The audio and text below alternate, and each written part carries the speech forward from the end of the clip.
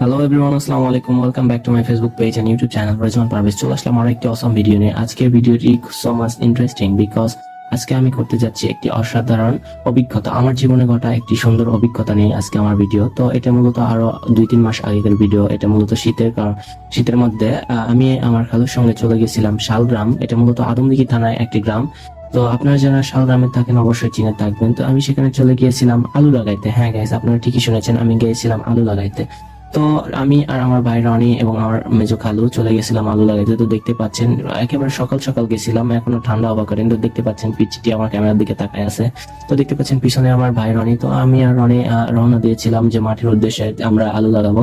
তো যাইতে যাইতে দেখতে পেলাম অনেক সুন্দর একটি চুলা। এটা এখানে মূলত গ্রাম, এটি একেবারে প্রত্যন্ত গ্রাম অঞ্চলের মধ্যে পড়ে। এখানকার বেশিরভাগ লোকেরা কৃষি ফসল ফলাতে অভ্যস্ত। তো দেখতে পাচ্ছেন সামনে আমার খালু যাচ্ছে, আমরা যাচ্ছিলাম মাঠের উদ্দেশ্যে। সেখানে যে মূলত আমাদের জমিটা প্রস্তুত করা ছিল এবং আমাদের কীটনাশক দেওয়া লাগবে আর মাত্র আলু লাগাইতে হবে। এটা মূলত আমার জীবনে আমি আরো ছোট থাকতে আলু লাগাইছিলাম মূলত, তারপরে আর লাগানো হয়নি।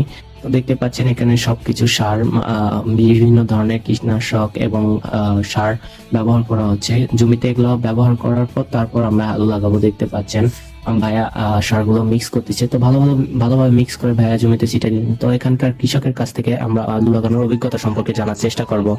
আঙ্কেল, এগুলা ভুটানি আলু নাকি? না, ভুটান আমাদের দেশি, এটা দেশি, এটা ভুটান। এগুলা দেশি। তো এগুলা কি আপনি নিজে বীজ তৈরি করছেন? হ্যাঁ, হয় নিজেই বৃহৎ লাগানো, সেটা বীজ তৈরি।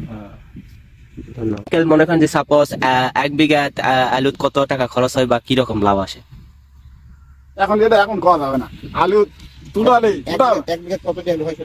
এক বিঘা সাপোজ কতটি, মানে আধা? আলু 1 বিঘা লাগাইনি, বুঝতে পারছেন? এবারে হয়তো লাগানো অর্ধেক না, 60 মণ আলু পেয়েছি। 60 মণ, মানে এর হয় বিঘা অর্ধেক আছে। মানে মোটামুটি ভালোই ফলন হয়, হয়, আশাজনক ভালো ভালো। হয়। না, খাবার দিয়ে বললে এই আলু ভালো হয়।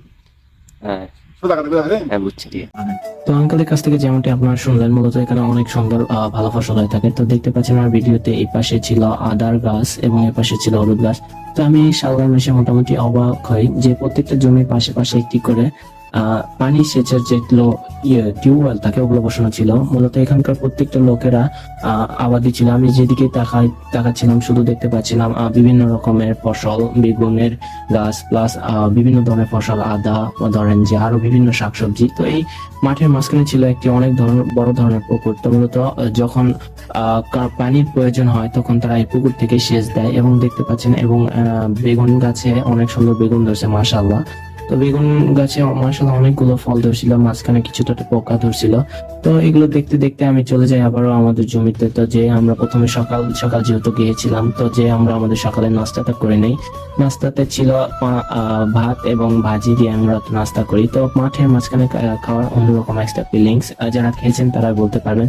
তো খাওয়া দাওয়া শেষে আমি আমার কাজ শুরু করে দিয়ে দেখতে পাচ্ছেন রনি আলু লাগাচ্ছিল, আমি লাগাচ্ছিলাম। তো কাজ করতে করতে দুপুর হয়ে গেছিল। এত পরিমাণে সেদিন যে রোদ উঠছিল গাইস, বলার বাইরে, খুবই গরম ছিল। সেই জন্য আমি দেখতে পাই যে এক জমির কোনায় এরকম মানে ছাউনির জন্য বানানো। এখানে মূলত যখন মনে করেন যে মরিচ চাষ করে তারা বা বিভিন্ন ধরনের ফসল চাষ করে তারা পাহারা দেওয়ার জন্য মূলত এটি বানাইছিল। তো আমরা এখানে যে রেস্ট করছিলাম।